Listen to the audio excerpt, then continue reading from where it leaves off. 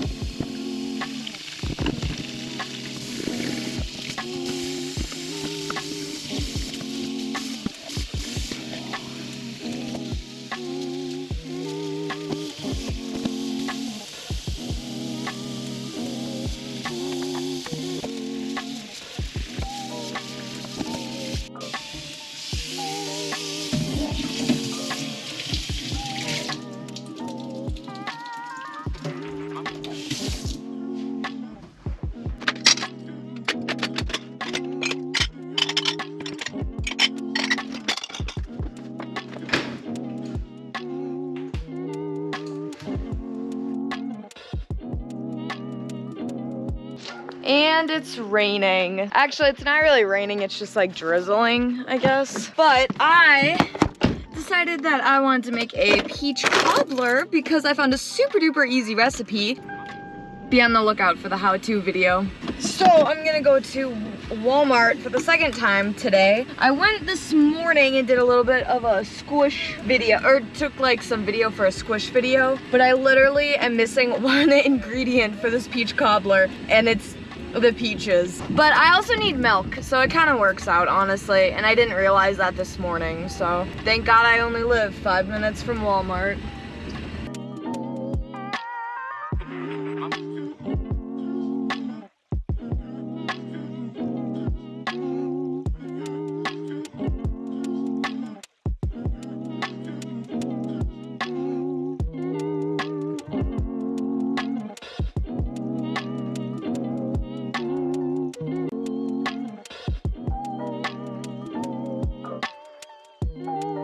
Okay, I'm taking a break from the peach cobbler because it's in the oven and it's gonna take about 19 more minutes. So, I am going to do a face mask. It's the one from The Ordinary.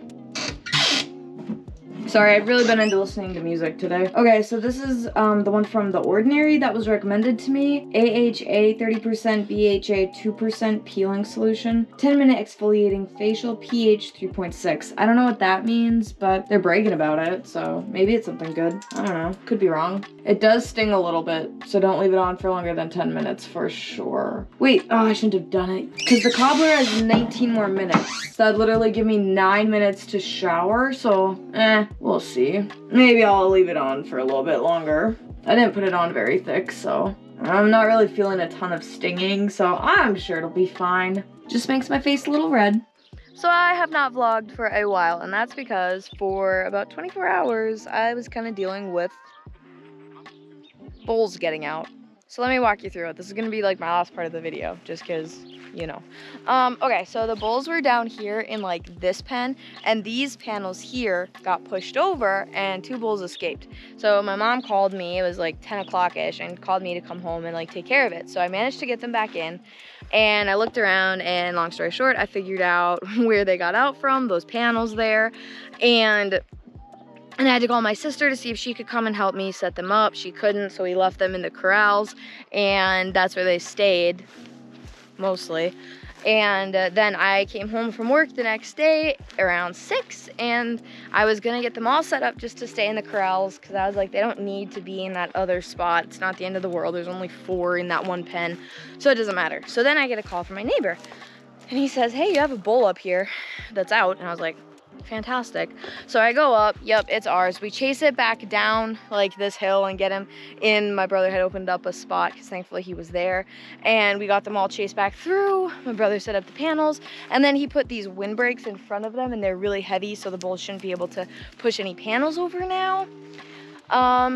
So then my brother was like, okay, well, I don't know how he was like, I think, you know, they must have just walked over those panels again. And I was like, no, that's not it. Like, they didn't get out that way. They weren't in that spot, in that first pen, which we call the garden spot. We used to grow a garden down there. And anyways, he's like, no, I'm pretty sure that's where they got out. And I was like, no, they didn't, because they were locked in the corrals. But I was like, okay, whatever. He wasn't listening.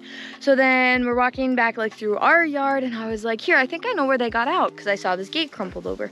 And he's like, okay. So I showed him, and hold on, let me flip you around. So right between like this windbreak and this is the roof of our little barn that we have, the grayish gate was crumpled and knocked over. And I was like, I'm pretty sure that's where they got out of. And he's like, no, they couldn't climb that retaining wall, you know. I don't think that they could have knocked that fence over. I was like, okay, the retaining wall, not hard to climb up. These rocks make a retaining wall, and literally that's the path that they use to get up. And then there's kind of like, you know, a little bit of a ledge for them to walk on. And the gate like wasn't propped up very good, so I was like, yeah, of course I could have walked over it. And he's like, no, I think they just walked through the panel where they got out the first time. And I was like, no, they didn't, because they weren't in that pen. They were locked in the corrals. I was like, I locked them up there that night because we couldn't fix that garden spot where they were, and why would I leave them in there if I knew that's how they got out? And he was like, oh, well, yeah, then maybe that's where he got out, because there was only one that got out the second time. He's like, yeah, maybe that's where they got out. And I'm like, dude, you just don't want to admit that I'm right. Kind of like how I didn't want to admit to my dad that he was right about them being able to knock down those panels in the first place. I thought they got out somewhere else, but also I was just annoyed with him because he wasn't listening to me. He was watching TV while we were on the phone.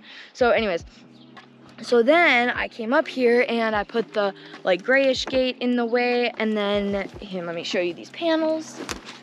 These red panels I managed to push by myself over this windbreak that fell down that used to be up in this spot, and I pushed them in front of it, got them wedged like between this railroad tie and kind of the barn and whatever else. So hopefully they aren't able to push it open. But when I was trying to get this bluish green or bluish gray gate, I wanted it like in front of this tie here, and so I had to like lift it way up, and then I lost my balance and I tripped on this board and I fell backwards, and it was the red gate, and the red gate like fell on top of me and I was pinned under it, and I got a nail in my butt cheek. It didn't like break the skin or anything, but it's still really hurt. And my dog freaked out and like tried to get between me and the gate, which I thought was really cool. But anyways, so long story short, I got them all back in. They're fed. I'm very annoyed with them, and I might see if I can get that windbreak back up potentially, so that way I can get those gates away from there, and maybe I could put them somewhere else, or honestly just get rid of them because they look like garbage. And like, I just think it's such a cheap, chintzy way to fix the problem. It really doesn't set well with me. So anyways, that's what I've been dealing with for the past like 48-ish hours, stressing about the bowls and trying to make sure that they stay where they're supposed to stay. But now that they've gotten out and know that the grass is in fact greener on the other side of the fence, I'm sure that they're going to keep trying to get out. So that sucks. Hold on, I gotta try to crawl over this gate. Please don't fall, please don't fall, please don't fall. Okay, sorry you had to see that. I'm not editing this last clip. So anyways, that's what I've been dealing with. But, oh, here, I'll show you the retaining wall from like actually inside the corrals. So there it is, see? So like, yeah, they can walk right up there, and that was a flimsy panel, but like, look how cheap and just awful that looks. So anyways, I think I'm gonna try to fix the windbreak, but that's gonna be on a day where I don't have to work, because it's gonna be a whole thing to try to fix it. But anyways, thank you guys for watching this very long-winded video. I hope you enjoyed it. If you did, please be sure to give it a thumbs up down below. Subscribe if you want to. If you don't, thanks for hanging out with me today. That was really cool of you. And have a great day. And if you do come back for another video, I will see you in that other video. Bye guys.